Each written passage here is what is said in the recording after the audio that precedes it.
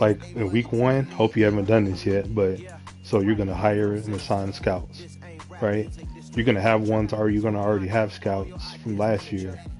What you want to do is you want to go by the region breakdown and see your own national. So now it's telling you nationally the strength of the class is cornerback, wide receiver, and right end. You want your national scout to be one of those three, have one of those three, if not two of the three. So I'll probably do corner and wide receiver because I think that's probably what I'm going to need next year. So that's what I'm going to do. So I'm going to fire my scout. But you do that with each particular region. So you're going to hire your next. You can only do one 2-star, one 3-star, um, one 2-star, and three 1-stars. So each one based off of how good they are. That's how I do mine. Is I'll go to the regions and I'll look at view region prospects and I'll say, okay, like this one's strong. Like look at all the first round picks they got in the southeast potential. So shit for that one. So southeast defensive tackle, wide receiver, and right end.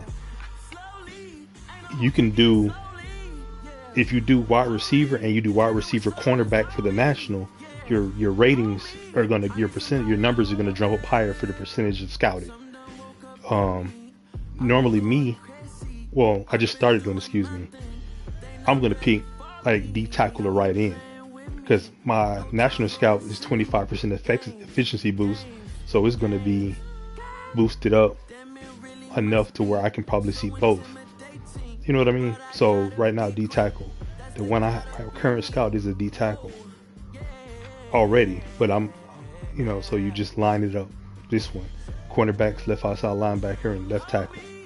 So I want my scout to be an outside linebacker, offensive tackle, or cornerback. One of their traits. So yeah, I'm gonna fire all of my shit. Oh, excuse me, I'm so sorry. Linebacker, outside linebacker end. So I don't have any outside linebacker end one, so I don't need halfback, so I don't care about that corner. I'm gonna need a left tackle, so I'm gonna go offensive lineman for that one. So yeah, I'll fire everybody. So go down to manage scouts. And I'll fire all of them.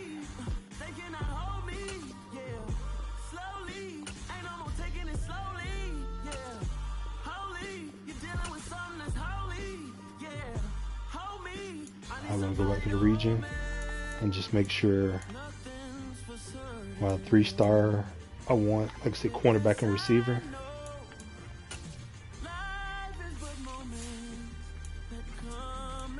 Just do a cornerback. Shit. So he's 2-star, so I'll just do cornerback as the secondary, and there it is. Primary, wide receiver, cornerback, secondary. So I'm putting Sean Donovan and hire him.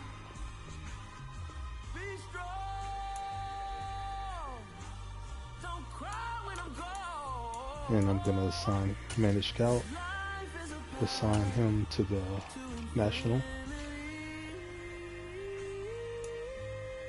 And you see both the green or yellow or however you wanna. So two of those positions squared away. Let me see these region, how strong is their class.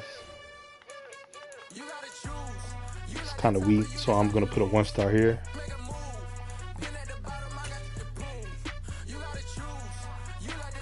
3 top 5s, a bunch of first rounds, but are those positions I'm gonna recruit, scout. Shit, for D tackle, so this one may be a D tackle.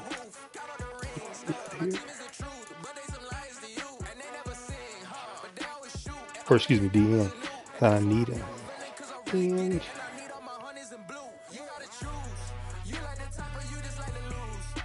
yeah, I can't. That's too strong a class to not. Yeah, I'm doing that. Definitely doing my 2-star here. So hire my scout. Go to D end. 2-star. Mario West should have kept him.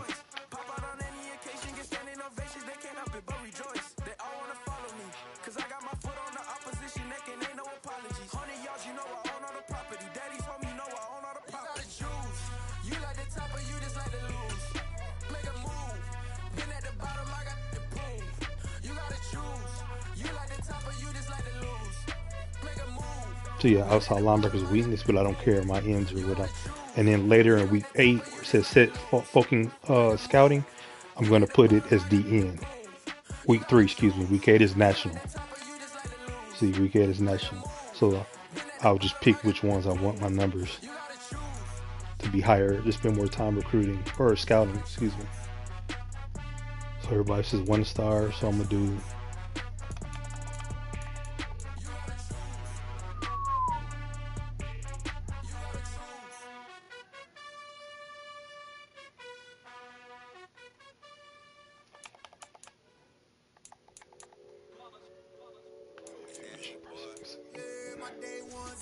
So end, wide receiver, tackle, end, wide receiver, end, down.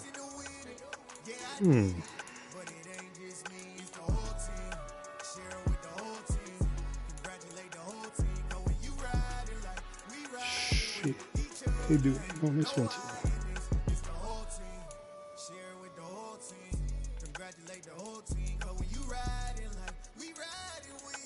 Yeah, I'm gonna do it. The end is my 1-star.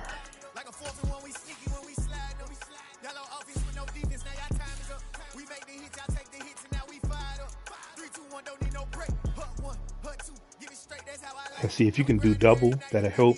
So for the Southeast, right in, and I'll probably end and D tackle, unless there's the end and wide receiver, which we'll see. So end.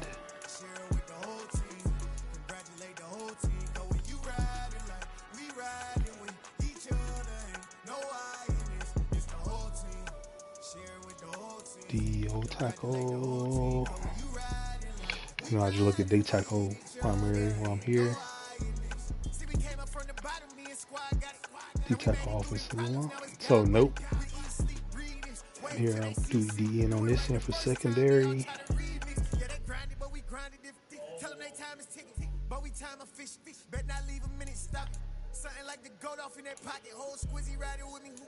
Shit, there's no D tackle. I can't believe that.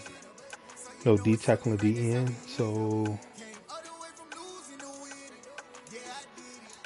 I'm definitely gonna go, since I know I'm gonna do a DN only. I'll just do DT or DN, and let me see what else is in this class that I can do a late round. Looking at prospects in the Southeast.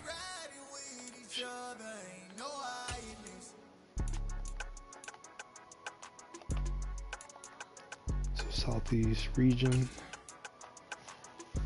So DE, I could do.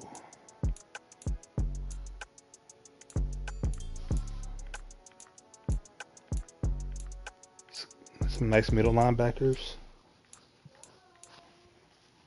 Corners.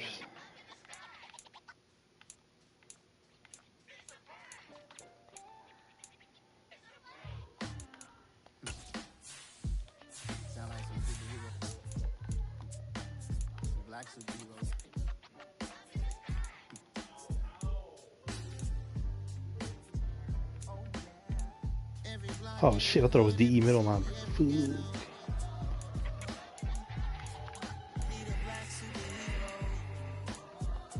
So I guess it really don't fucking matter. Something you may need. I don't need running backs. Outside linebackers are good, so I'm gonna just my left tackle's coming up on the contract, so I'm gonna do offensive tackle just for shits and giggles. So we recruit tackles as well, or scout tackles. So now I'm gonna go manage. Put in the Southeast. Now you see the tackle is a weakness of this class, but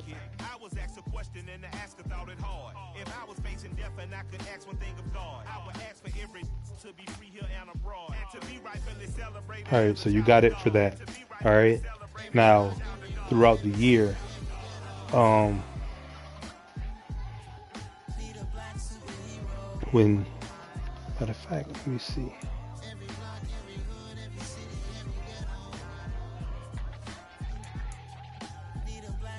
Playmakers. Okay, bet. So now, throughout the season, especially towards the end, you see your draft central is going to pop up when it gets closer to the draft, and you can see based off the key needs of your team. So top team needs is tight end, middle linebacker, and left guard. Your three lowest rated positions are going to pop up on Draft Central, and it's going to tell you the best players available based off of the consensus. So like Michael Mayer is the best tight end. He's the number 1 ranked tight end with the 5th overall tight end. Sam LaPointe is the 2nd, but he's way down to 17, so you're going to get him around 17. He could tell you where you're going to go. The guy I drafted, that when I wanted to trade up, he was rejected 1st to 2nd round pick, but then his talent-wise was a top 5. And if you look at, I'm going to show you this, is what you're going to look at the prospects. And see how it says top 5. Let me see my 100. Once you get 100% completion of scouting, it tells you their true talent level, and all their stuff will be unlocked. And of course, that's why you want your prospect or your scout to be in a position where the prospects are rich or good in that region, so those go up faster. Because if not, you see how I have a whole bunch of, see, they're only at 50% because the region I don't have quarterback. You know what I mean? So they're just getting looked at like normal. So I don't know enough about them. But in regions where I did, see, that one's a little stronger due to my regions. But my offensive lineman, left guard, right there, boom. Cornerbacks in that region or national, I don't know. Here, I'll show you what my region breakdown was on this one. So look, I did corner and wide receiver was the strength. I made my 3-star. So I needed interior offensive lineman for this team because that's what was a weakness. So that West region had solid guards. So you see 2 of the top 5 players are interior offensive linemen. That's what I said in my focus. Let's see this one. I don't know if it got skipped that week before I said it because I didn't play or whatever. But it's locked. So, but my national scout, I don't even know what happened this year, but. And it just says scouting focus current position none. So like, my shit wasn't even as good as it should have been.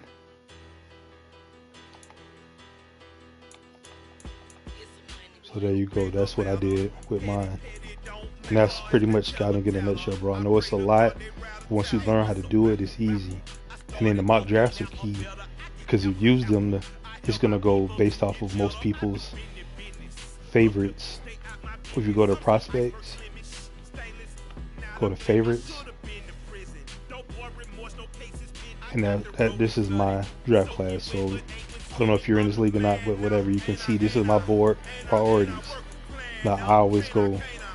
I stack it until I don't know, and he's round 1 now, so I can go ahead and move him up because he's definitely round 1 and he's 100%. Now I'll probably move him under once this finishes, but this is where I'm at now. Unknown, so he's round 1 projection, but he's round 2, 1 to 2 talent, so he's ahead of all the 1 to 2s. That's, like I said, this is what I do. This guy's a 2-3. But I'll leave him under 1-2s just for the simple fact all these guys may be 1-2 till I know for sure. So, but I can get him later in the draft because he's a projected 2 to 3 rounder. So I'll put him lower on my favorites. You see what I'm saying? That's how I stack up mine. And then with these two both being two to 2nd and 3rd rounders, but they're both corners, I rate, okay, well I want this corner more than that one. So in case of auto draft where it skips me or whatever, my draft board's already set. This guy I just added later, so that's why they're way down here. I really don't need them, but I'm like, I'll take a look at them potentially. So that's how I personally set it up. But this is how you scout, and then you can know has a higher chance of being what. Also, what I left off was, um, like I said, once they go, you know, and then of course once you get to combine time, see the data not available after the scouting combine, but you can see where they're at. You already see all their skill levels, and if you do this, so like it says, a cornerback with an 80-man coverage will have a A, so he's going to be about an 80. So his press is probably going to be about a 77 to an 80 something. Tackle he's a corner, so it'll probably be around the 60s. So he's a great tackler for a corner. You see what I'm saying? That's where everything based it off of. I hope this helped, man. That's all I got, bro. But that's how I'm pretty knowledgeable and how I had a strong draft yesterday. All right, man. Hope everything works out. Hit me up if you have any more questions.